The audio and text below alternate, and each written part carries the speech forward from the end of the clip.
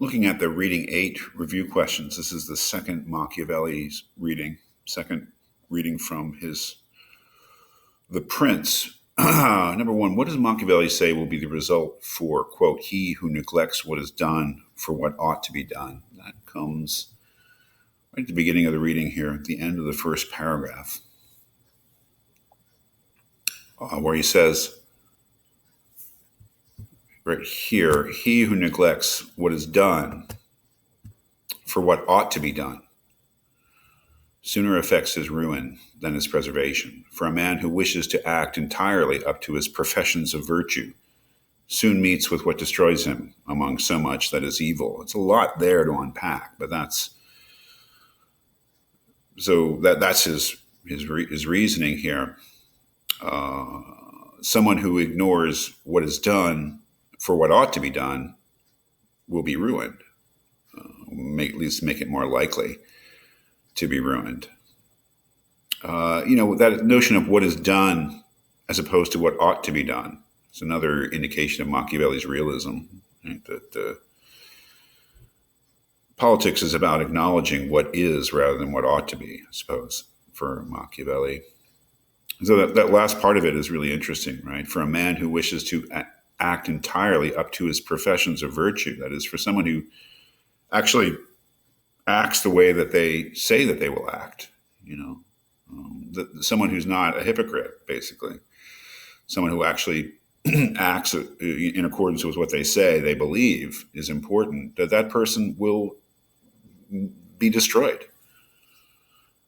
And the last part of it, among so much that is evil, that is acknowledging that other people being what they are, that if you insist on being moral, or if you insist on having moral integrity and living up to what you say, that you'll be destroyed because other people don't act that way.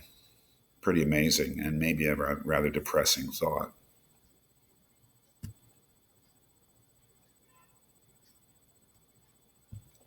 So the second question,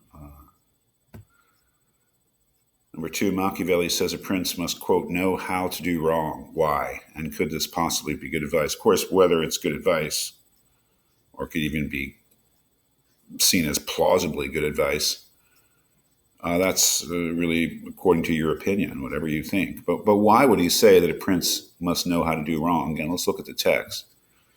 This is also towards the beginning of the reading, that same page, where he says, hence it is necessary for a prince wishing to hold his own to know how to do wrong and to make use of it or not, according to necessity.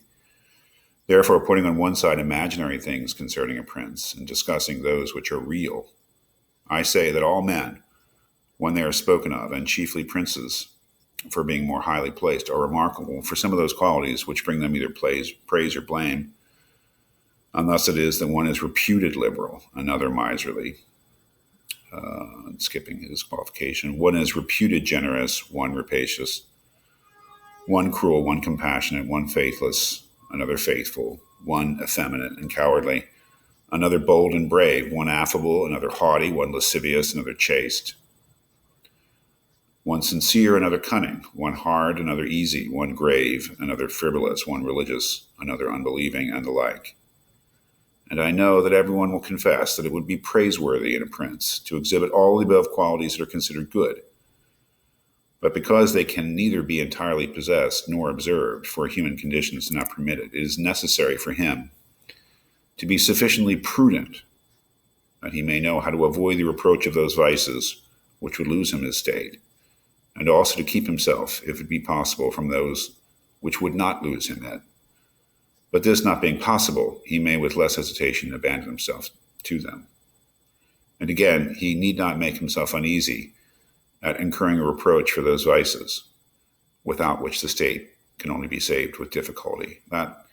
Perhaps that is the most direct reason that he gives for why the prince has to know how to be bad. Those vices without which the state can only be saved with difficulty. That is, in politics, he's going beyond there, just maintaining personal power. What he's saying that in politics, to even preserve the state you must indulge in some of these vices some of the time. That is, let's say you must be cruel or faithless or cowardly. I mean, those things may be, what he's suggesting is that those vices may, in fact, be necessary in order to preserve the state.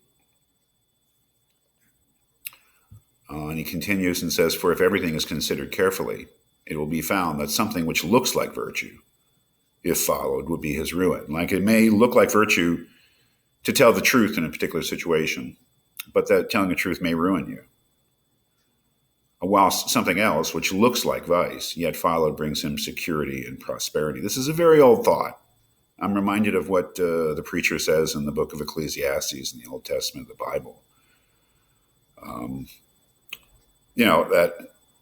So sometimes doing something wicked actually does bring you security and prosperity.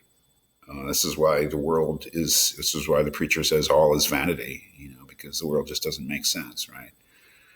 Machiavelli, again, being a cold-eyed realist or a clear-eyed realist, he would say, in saying that, as a ruler, you have to know how to be bad, morally bad. Elsewise, I think he's suggesting not only will you lose your job and perhaps your life, but you may not even rule well, because it may be the case that ruling demands sometimes, for the preservation of the state, that you do things which are bad. Finally, number 3 here, liberality basically means generosity. I would say that. Does Machiavelli think that it's important for a prince to be liberal or generous? My answer to that, no, it's not important to be liberal or generous. What's important is to have the reputation for liberality, to be thought to be generous, and to have a reputation for being generous, as in almost all cases of the virtues. Machiavelli's point is that the important thing is not to actually have them and be them, but to be perceived as having them, because that's necessary in order for people to accept you as a ruler, I suppose, and to do what you say and to generally not hate you, right? Sometimes you actually have to be generous in order to be thought generous, and you especially, don't want to have to do things to be thought of as he calls it, rapacious and cruel, grasping and miserly. But like everything else, you have to learn how to make the right judgment at the right time. Which is worse, to be thought miserly or to be thought soft, or to be thought cruel, or to be thought too forgiving? You have to balance these things. But generally speaking, I think the point of this question is that in the case of all the virtues, the important thing for the prince is not to be moral, to be virtuous, but to their own advantage, to be thought virtuous by other people.